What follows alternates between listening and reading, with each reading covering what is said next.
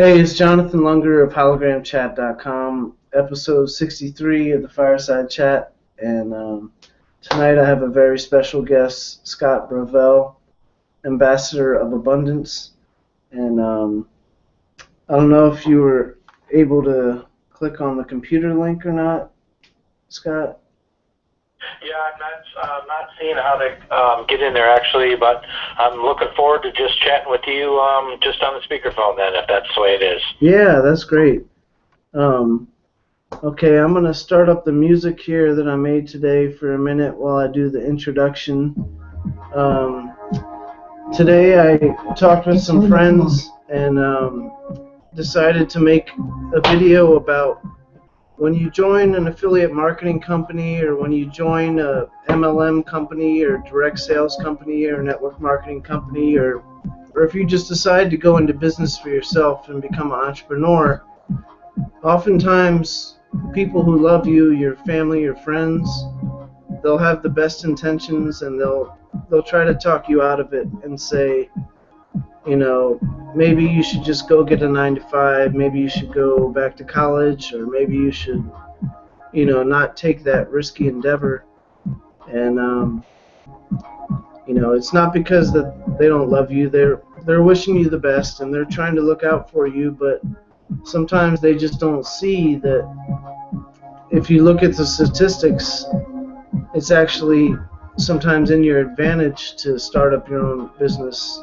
Aside from the tax benefits, it's a great way to ensure that you can never be fired, for one thing, and it's a great way to just be a part of the American spirit, the entrepreneurial spirit of doing for self and just taking your dream and not giving up on it, even when people are telling you you should, even when people are doubting you, and when people think you're going to fail.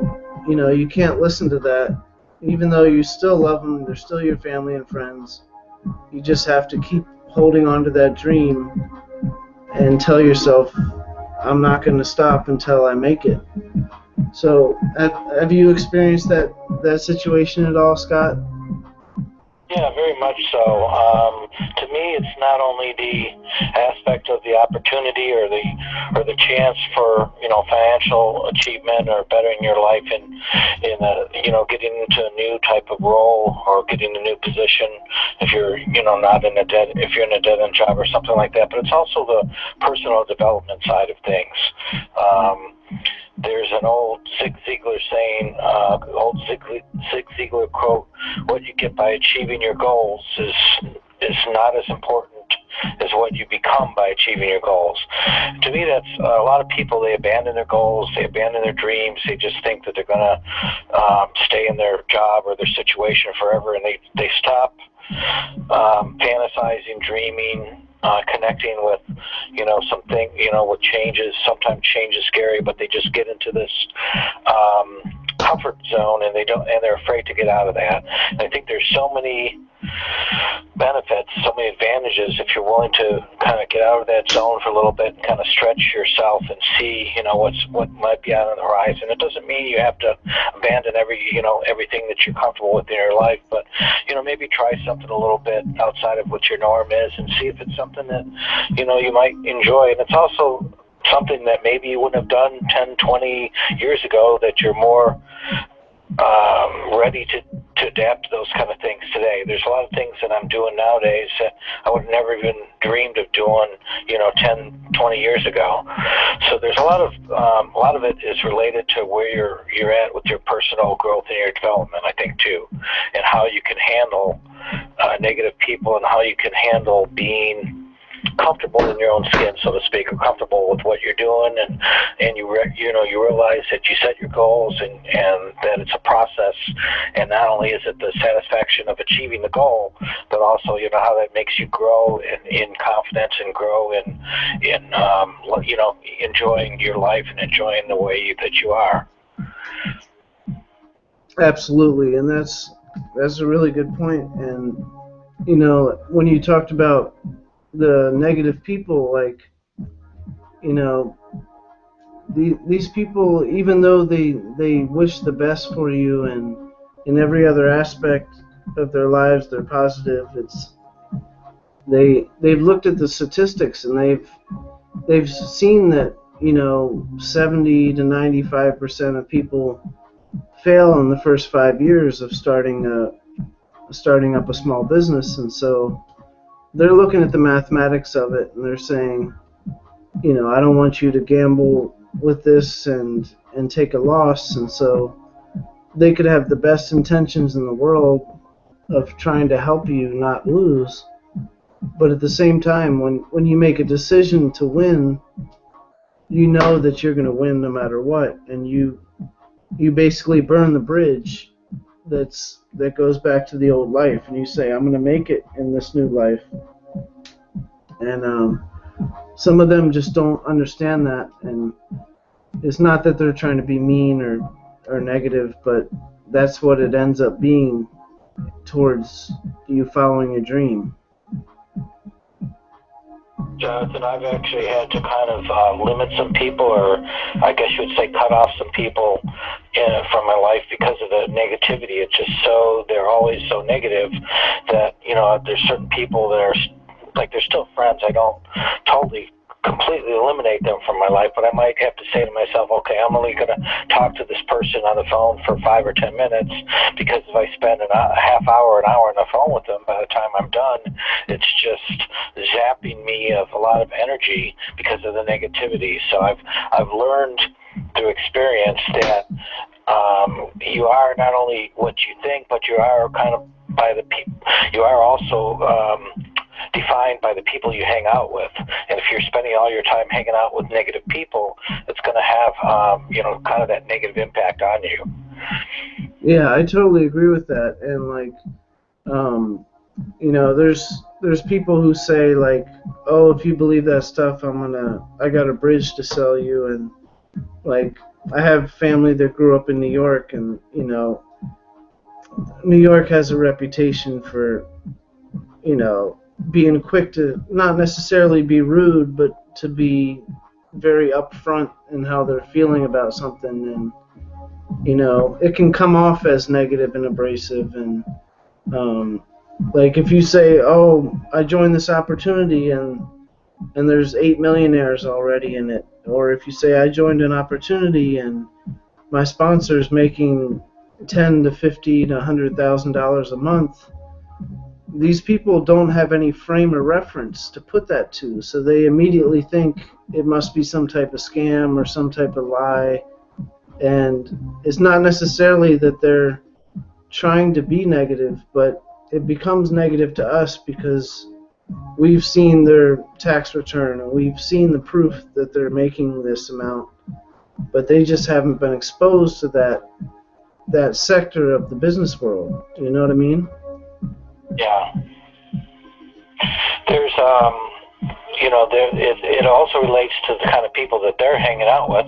When you say exposure, if you start hanging out with a different crowd or more successful people, it tends to rub off, and it also tends to expand your vision of the horizon. So if you're talking with people that don't have any reference point for that, everybody they know is working 9 to 5 and is making, $10 an hour or $15 an hour, whatever the case may be.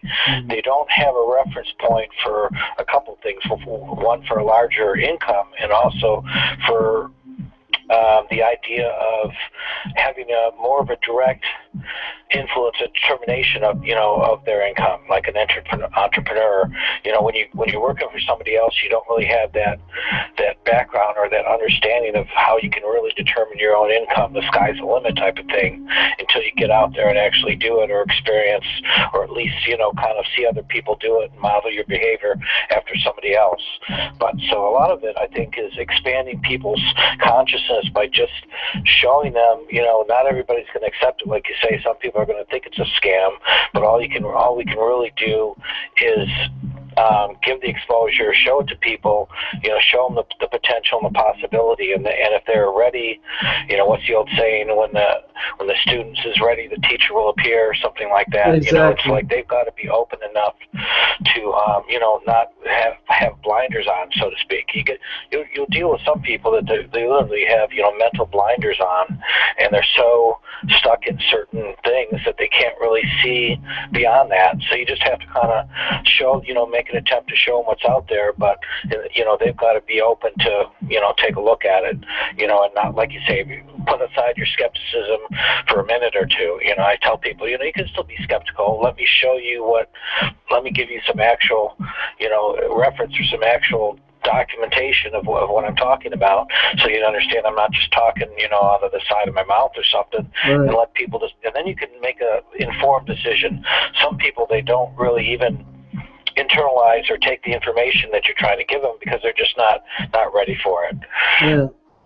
Yeah, that's a great point, and I appreciate you saying that. And somebody posted a picture on Facebook the other day that made me crack up laughing, because it was a picture of a horse, and the caption underneath it was, "You can lead a human to knowledge, but you can't make them think." Like I've told people looking at opportunities before that there's some statistic I read, I forget where I read it from, but it said roughly 95% of people retire without enough money to retire on. And so if that stat is true, then only 5% of people are retiring with enough money to retire on. So even if you have a 9 to 5, it would be to your advantage to look at maybe a second stream of income to maybe help cushion that retirement fund. Right, and as enlightenment advisors, you might want to call us, or Right. people showing alternative examples, people that are exemplifying alternative way of doing things to people. We just have to be somewhat patient with people and let it, and say, hey, this, maybe you're not ready for this. This may not be for you, but let me show you what's working for me and it's working for some other people. It might be something good for you now, or it might be something good for you at a later point in time. But we just have to do it in such a way that we're still make people understand that we're doing it coming from a feeling of caring about them. It's not about us; it's about them, and we're trying to show them a better way.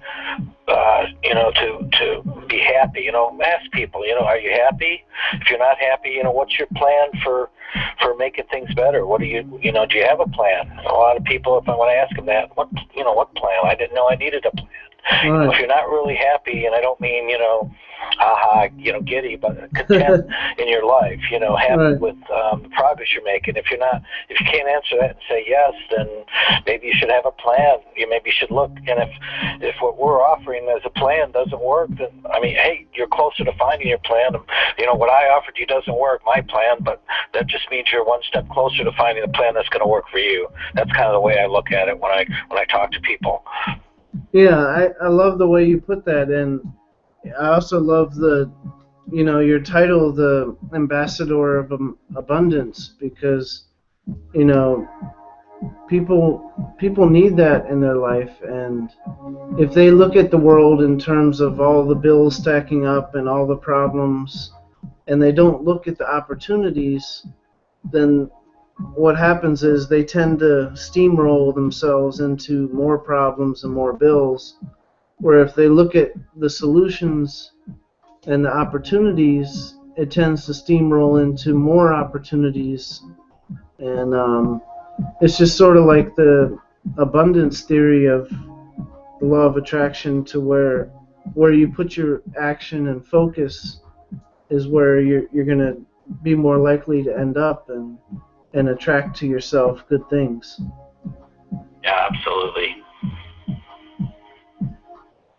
Well, hey, Scott, I really appreciate you coming on this call and being on the show. I'd love to have you on the show again, and I'm going to wrap it up just because it's getting towards 1:15 here on the East Coast, and I know you're enjoying that beautiful 60-degree weather there in California, but we got like school closures and bad weather here. I know Portland, Oregon's got at least 8 inches to a foot of snow tonight, and to all the people out there, God bless you. Stay warm, stay safe, and You know, if you losing power, make sure you get in touch with some friends or family and try to stay somewhere warm tonight. And I highly encourage you to go check out Scott's website. I'm going to post that in the description below.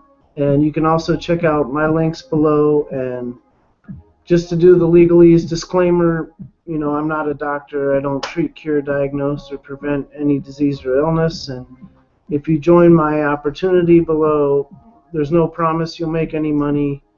You know, I don't know what type of drive you have, what type of character you have, what type of work ethic you have.